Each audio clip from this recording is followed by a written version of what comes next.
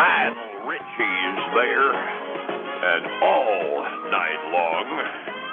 Sometimes when you're up all night long, you can actually save some investments. You ought to see what happened to Bitcoin over the weekend, about 11 p.m. on Saturday night. Let's check in and see what's happening. Advisory services offered through Second Half Financial Partners, LLC, an SEC-registered investment advisor. The opinions voiced and information provided in this material are for general informational purposes only and are not intended to provide specific advice or recommendations for any individual. To determine which investments are appropriate for you, please consult with a financial advisor. Second Half Financial Partners, LLC does not provide tax or legal advice. Please consult your tax or legal advisor regarding your particular situation. And that all means it's time to check in on money and see what's going on Wall Street with the assistance of Philip Statler from Statler Financial Services in downtown Sebring. Philip, good morning. How are you? And it's been an exciting last 3 days on the markets, especially on the precious metals, hasn't it? Oh man, they have been like you'd get seasick if that was the ocean. The ups and downs that we've seen with those, it's crazy.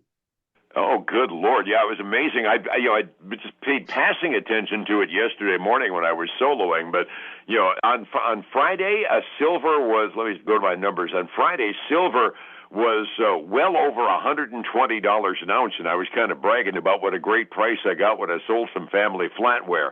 Over the weekend, it dipped down by close to 30-odd%, and now it's on the way back up. Gold went from dang close to 6,000 down under 5,000, and it's starting to recover a little bit, quite a bit yesterday and today.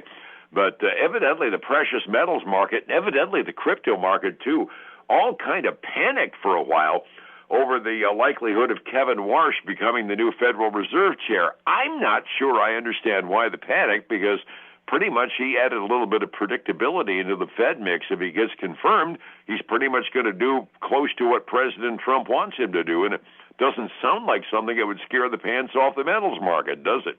It really doesn't. I mean, so I'm not sure exactly why the panic hit the those commodities like they did. Because it not only did it hit those, it kind of hit crypto, Bitcoin over the weekend as well. So I'm just not sure what really what caused that. I don't know, what they see in that makes it that controversial. It was well, don't say catastrophic, but it was definitely a market decline over the weekend. What I was reading was we had a little worry over the thing, and it started trending downward. And if I read it correctly, then a whole bunch of margin calls came in on people that had bought gold and silver on the margins.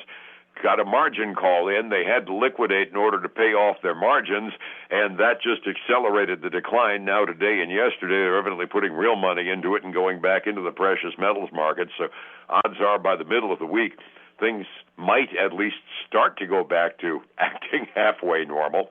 On the equities side, it was a pretty good day yesterday. Dow was up 515, Standard & Poor's up by 37, NASDAQ was up by 130. Sounds to me like generally the equity market customers are fairly happy, weren't they? They were, and that was a good day because if I remember right, Friday was a little sporadic. So it was a good day to bounce back and add to. We're still off our highs a little bit, but all across the board, I mean, the Russell and the Dow, man, both over 1%. Absolutely, and the S&P 500 only 0.5% up yesterday, but it's within I think about 30 points of its all-time record again too. So we're still solidly into nosebleed territory on the major indexes down the line. It actually on the S&P they made a run at the 7,000 mark, but just fell a little short at the end of the day. And then we get up to the government partial shutdown again. And guess which division didn't get funded, so it shut down? The Bureau of Economic Statistics. So we're supposed to get a bunch of employment news this week, like the JOLTS reports today about layoffs and potential hires and quits and all the rest of the stuff to give a reading on unemployment. And we ain't going to get it because that part of the government is shut down. Aren't you thrilled? Well, could it come at a better time? We should Yeah. almost be getting used to that. I wonder how many months it'll take to catch up after missing this week. That's always the question. So that ends up meaning that tomorrow, when you get the ADP private sector report, that'll be all the unemployment news we're likely to get for this week, and that kind of adds a disproportionate weight onto a number that we've always said might be directionally accurate, but almost never comes anywhere close to the real numbers. Well, that's true. And sometimes even the direction don't come out quite right. So, it's a little spotty sometimes. That's a nice way to put it. So you're being very charitable. Had a few reports that came out yesterday morning. I mentioned that Disney had reported an all-time record on revenue, and then turned around and their profit margin went down. Early in the market time, before the markets opened, Disney was trending upward. Then it turned around after they read it a little bit more carefully, and it fell like 7% yesterday. And I've got to believe that Disney investors are looking a little bit askance this morning, because before they announced the new CEO of Disney, Bob Iger, had said yesterday afternoon, yeah, if you try maintain the status quo, you're going to get screwed, so I'm retiring, and his successor's name is, you've got that in front of you, I think, don't you? Josh Diamaro. He is the head of the parks, Disney parks, and he will be the next CEO. He takes effect, takes the role March 18th, and the stock's liking that this morning, Dave. It's trading up. I think it was about 1.2%. Almost 1.2% this morning. Cool. D'Amato's been running the parks section, and that's really the only part of the Disney quarterly report that was positive. The parks were going crazy, even in the face of a tourism decline. Iger is concerned about the capability of being able to make serious money out of streaming and all the rest of the alternative media that Disney's in. ABC hasn't been really a major force in network television. It's been the number 3 network now for eons, and they've got a lot of repairs to make there. ESPN bought the NFL network and the National Football League's media stuff back over the weekend. They got approval to do that. So D'Amato's got some irons in the fire to fix. He does. There's obviously some things that need to be fixed, and he knows how to run a good show when it comes to the parks, but can he take that and implement things across the other sectors that they have right now will be interesting to see. Yeah, the streaming media universe is at the point where we don't know which direction it's going to go. As more and more sources come in, it's starting to act an awful lot like other media, where you got so many choices. There's going to be a shakeout before long, and somebody's not going to survive this. As you get 75 different alternatives for 75 alternatives for subscription services, the average household is only going to buy so many, and eventually the shakeout's going to happen. D'Amato's primary job is going to be to make sure that they aren't one of the ones that lose the subscription count. Well, that's right. And you got to think, in the subscription world, I mean, the one thing is for the consumer anyway, they can start and stop, right? I don't need that anymore. I'm not watching HBO Max anymore, so let's just cut that one out for a while. And then all of a sudden there's a series you want to watch, you just resubscribe, right? So I think you'll see a lot more of that happening. And we may end up seeing a trend toward, like the cell phone companies tried for so many years, to try to tie people into contracts. Anything to stabilize the subscriber count. It's going to be interesting to see what the businesses react to with those. It will be. That's you're right. There's a shakeout coming when it comes to streaming services. Absolutely. The earnings season continues, and one of the big tech names that isn't necessarily a household name, but it's monster in the tech. I understand Palantir reported, and based upon the headline I got anyway, I gather they had a pretty good quarter, huh? They did. They beat on both earnings and revenue. Pretty good. I mean, they only beat by 2 cents a share on earnings, at 25 cents a share. However, on revenue, they came in at about $100 million more than expected. So that was some good news for them. It has them trading up a little over 11.5% this morning. They don't have much else available today. I got Merck and Pfizer. Merck, my report doesn't say what they reported.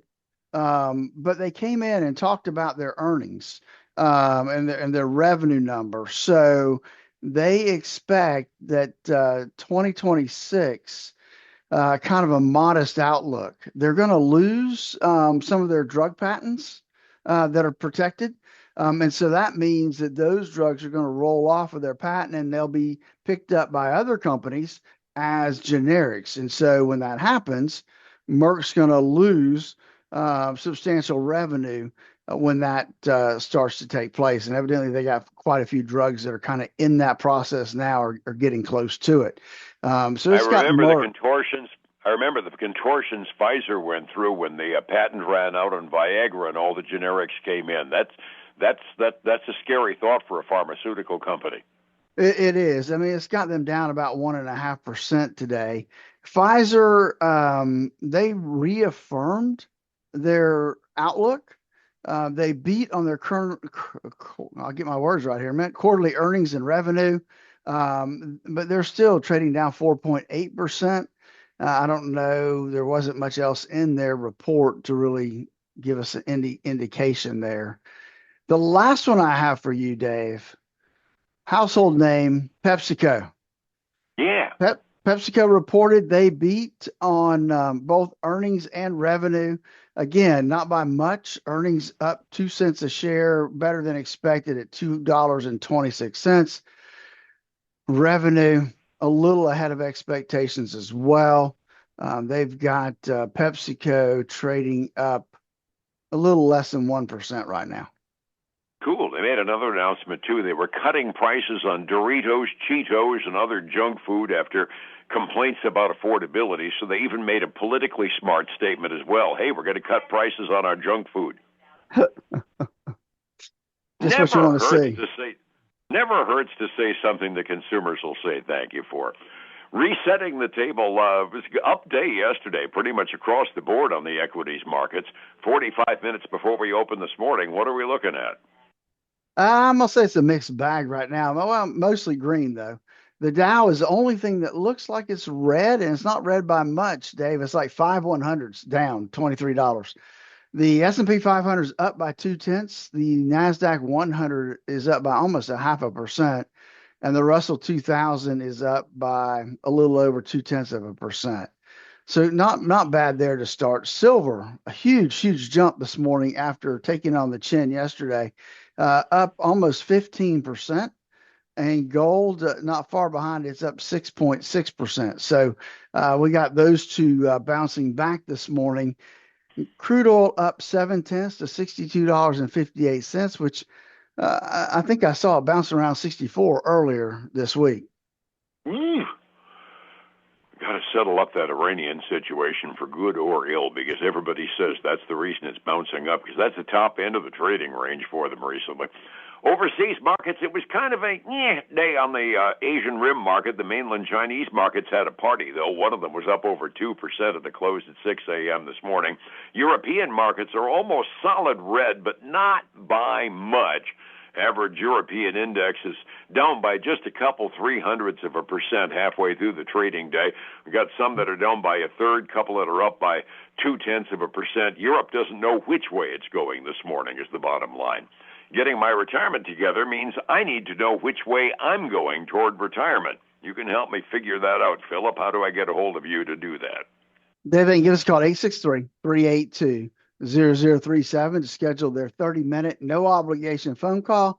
We'll answer their questions, make sure they're on track for the retirement they always dreamed of. It's that simple, folks. Give us a call, or you can go to our website at statlerfinancial.com and schedule your appointment right there.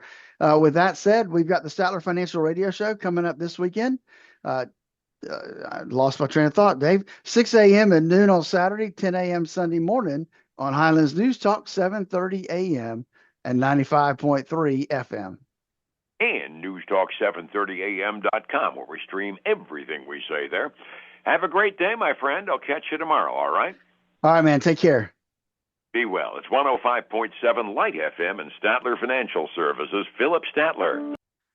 Hey, folks, again, I want to thank you for joining us today. Hope you are doing well. Join us again tomorrow. Until then, have a great day. Bye now.